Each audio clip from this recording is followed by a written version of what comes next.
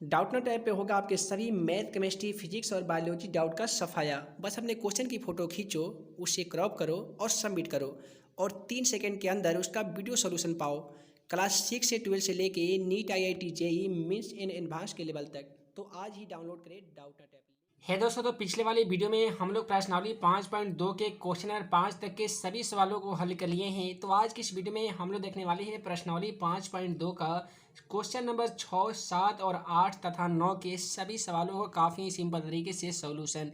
तो चलिए हम क्वेश्चन नंबर 6 को देख लेते हैं। क्वेश्चन नंबर 6 में दिया गया है कि यदि AP 11,8,5,2 डॉट डॉट का एक पद -150 है, क्यों? ठीक है, ये आपसे सवाल पूछना जा रहा है कि ये जो दिया गया है AP, इसका एक पद -150 हो सकता है और होगा भी, तो आखिर क्यों होगा? तो चलिए इसको काफ़ी आसानी तरीके से हम लोग हल कर लेंगे। सबसे पहले यहाँ पे AP से हम लोग A का मान ज्ञात करेंगे, उसके बाद में D का मान ज्ञात करेंगे।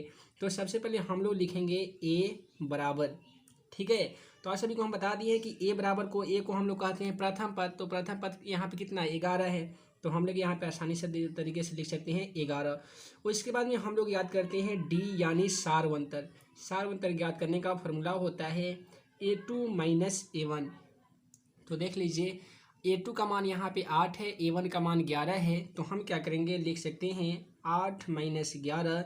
और दोस्तों आपसे बता दें कि 8 में से अगर आप 11 को माइनस करते हैं तो कितना हो जाता है, तो -3 हो जाता है। और यहाँ पे दिया गया है एक पद -150 है। तो ये जो -150 जो दिया गया है वो क्या चीज़ का मान है, तो AN का मान है -150।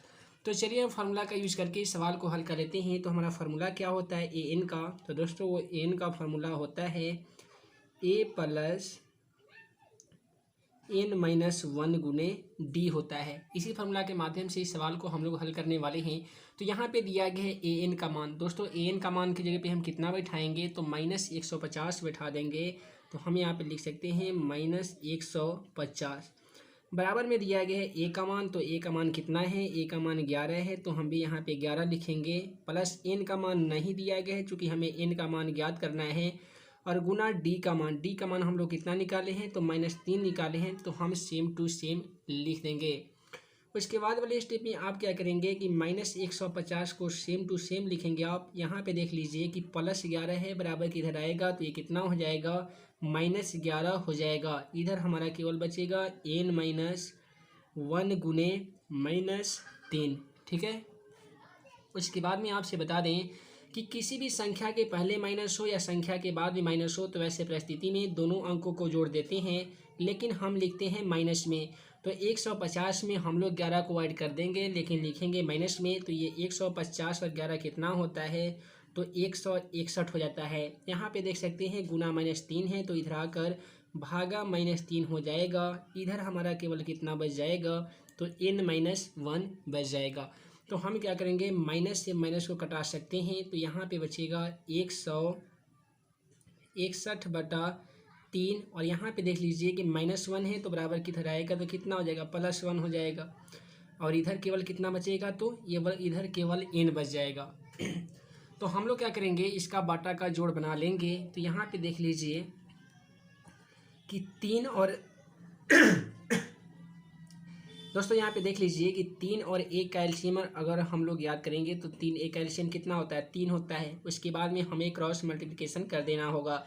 161 में 1 से गुना करेंगे तो हमारा 161 ही हो जाएगा। उसके बाद में है प्लस, यहाँ पे देख लीजिए 1 में 3 से गुना करेंगे तो कितना हो जाएगा, 3 हो जाएगा। और बराबर में कितना था, तो बराबर में N था। अब यहाँ पे हम लिख सकते हैं कि 161 + 3 मिलके कितना होता है, तो 161 + 3 मिलके 164 होता है, और बटा में 3 है, और बराबर में कितना है, तो बराबर में N है। तो यानी जो N का मान होगा वो कितना होगा, 164/3 होगा। चाहे इसे हम कटाएंगे तो ये हमारा कितना में आ जाएगा, दशमलव में होगा। तो आप सभी को हम बता ही दिए हैं कि कोई भी एक ही AP का हम लोग पद ज्ञात करेंगे तो 11वां पद ज्ञात कर सकते हैं, 8वां पद ज्ञात कर सकते हैं, 5वां पद ज्ञात कर सकते हैं, या 2वां पद ज्ञात कर सकते हैं। लेकिन कोई आपसे पूछा जाएगा कि 2.5वां पद, AP का 2.5वां पद कितना होगा, 3.5वां पद कितना होगा, 4.5वां पद कितना होगा, तो आप नहीं बता सकते क्योंकि AP जो होता है वो दशमलव में उसका पद नहीं होता है। तो हम लिख सकते हैं नीचे कि नहीं -150 AP के पद नहीं होगा। हम लिख सकते हैं नहीं -150 AP के पद नहीं होगा, ठीक है। और आपसे प्रश्न बोल दे कि आखिर क्यों नहीं होगा, तो आप लिख सकते हैं क्योंकि n का मान हमेशा पूर्णांक होता है, ठीक है। यही कारण है कि -150 इस AP का पद नहीं होगा। तो आई होप आपको समझ में आ गया होगा। तो चलिए हम आप सभी को अगला सवाल दिखा देते हैं। है दोस्तों, अगला सवाल जैसा कि मोबाइल स्क्रीन पर देख पा रहे होंगे, क्वेश्चन नंबर 7 को दिया गया है। क्वेश्चन नंबर 7 में कि उस AP का 31वां पद ज्ञात कीजिए जिसका 11वां पद 38 तथा 16वां पद 73 है। काफ़ी सिंपल सवाल है, हम बहुत ही आसानी तरीके से इसे हल करने वाले हैं। तो यहाँ पे दिया गया है कि AP का 31वां पद ज्ञात करें। हाँ, यानी हमें A31 का मान ज्ञात करना होगा। तो इसके लिए हमें चाहिए A का मान तथा D का मान। तो ये का मान और D का मान कैसे ज्ञात करेंगे, तो यहाँ पे दिया गया है जिसका 11वां पद 38 है। तो हम क्या करेंगे, लिख सकते हैं A प्लस 11वां पद 38 की बात है तो 11 में से हम 1 को कम कर लेंगे, कितना हो जाएगा, तो वो 10 हो जाएगा। इसके साथ D लगा देंगे। कितना 11वां पद 38 है, तो हम यहाँ पे 38 लिख सकते हैं। तो इस प्रकार से हमें समीकरण 1 की प्राप्ति हो जाएगी। उसके बाद में दिया गया है कि 16वां पद 73। तो 16वां पद को हम लोग ऐसे लिखेंगे A प्लस 16 में से 1 कम करने वाले हैं तो कितना हो जाएगा, 15D हो जाएगा। कितना है, तो 73, तो हम लोग 73 लिख देंगे। जब हमें दो समीकरण प्राप्त हो जाता है तो हम लोग का नियम है कि क्या लिखते हैं कि समीकरण 1 और 2 से, ठीक है। हम लोग क्या लिखेंगे, समीकरण 1 और 2 से लिखेंगे और दोनों समीकरण को लिखेंगे और दोनों समीकरण को हल करेंगे। तो समीकरण 1 जो हमारा है वह है A प्लस 10D बराबर है 38, ठीक है। ये है हमारा समीकरण 1। और समीकरण 2 जो है वह है A प्लस 15D बराबर में दिया गया है 73। तो इसे हम समीकरण 2 का नाम देंगे। अब हम इस समीकरण को विलोपन विधि के माध्यम से हल करेंगे। विलोपन विधि में क्या करेंगे कि ये प्लस में है तो इसको हम माइनस का सिंबल देंगे, प्लस है तो माइनस, ये प्लस है तो माइनस का सिंबल दे देंगे। तो यहाँ पे देखिए A से A हमारा कट हो जाएगा। इसके बाद में हम क्या करेंगे कि 10D में से 15D को माइनस करेंगे। है दोस्तों, 10D में से 15D को माइनस करेंगे तो कितना हो जाएगा, -5D हो जाएगा। तो हम -5D लिख सकते हैं। उसी प्रकार से हम 38 में से अगर 73 को माइनस करते हैं तो 38 में तो 73 माइनस होगा नहीं, माइनस होगा भी तो क्या चीज़ में होगा, माइनस में हो जाएगा, ठीक है। तो माइनस में कितना हो जाएगा, माइनस में 35 हो जाएगा। उसके बाद में हम क्या करेंगे, इसको क्या करेंगे, माइनस से माइनस कैंसिल हो जाएगा। अगर हम लिखते हैं D बराबर 35 तो यहाँ पे देख लीजिए गुना में 5 है तो बराबर की इधर आकर ये भागा में 5 हो जाएगा। इसे हम कटा सकते हैं तो 5 सते 35 हमारा कट जाएगा। यानी D का जो मान आ जाएगा वो 7 आ जाएगा। लेकिन हमें D की मान की तो प्राप्ति हो गई है, लेकिन हमें अभी भी चाहिए A का मान। तो हम लिख देंगे D का मान समीकरण 1 में रखने पर,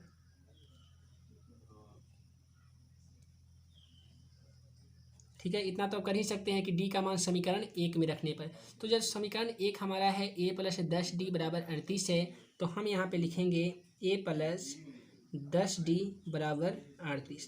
तो देख लीजिए A का मान यहाँ पे नहीं दिया गया है तो एक जगह पे हम सेम टू सेम छोड़ देंगे। उसके बाद में दिया गया है 10D यानी 10 गुने D का मान। तो D का मान हम लोग कितना निकाले, 7 निकाले हैं। तो लिख सकते हैं 10 गुने 7 बराबर में कितना है, तो बराबर में 38 है। अब यहाँ पे हम ऐसे भी कर सकते हैं कि A प्लस 10 में 7 से ना करेंगे कितना हो जाएगा, 10 सते 70 हो जाएगा, बराबर में दिया गया है 38। तो उसे हम सेम टू सेम लिख देंगे। अब हमको क्या करना होगा कि A को A लिखेंगे, बराबर को बराबर लिखेंगे और यहाँ पे कितना है, बराबर में 38 है। तो हमने क्या किया कि प्लस 70 को छोड़ दिए हैं, ठीक है। तो प्लस 70 है, बराबर के उधर जाके ये -70 हो जाएगा।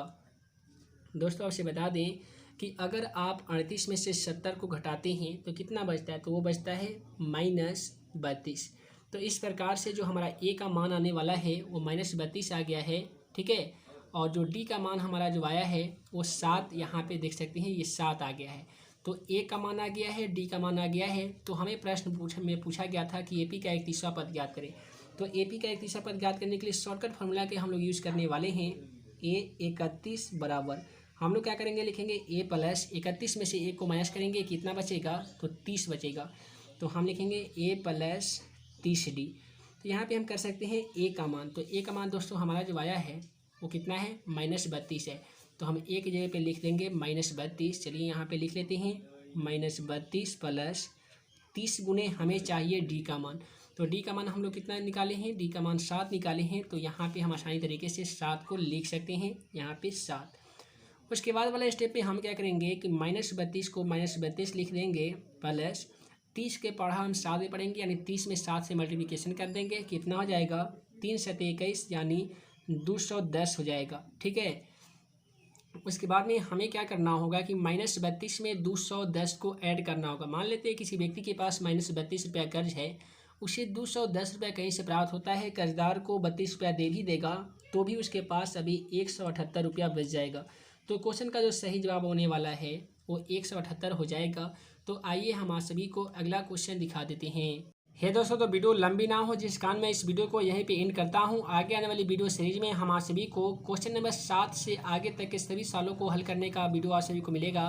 तो फिलहाल इस वीडियो में इतना ही। हम जल्द मिलेंगे अगले वीडियो में नए भैया प्रश्न के साथ। तब तक के लिए वीडियो देखने के लिए बहुत बहुत धन्यवाद।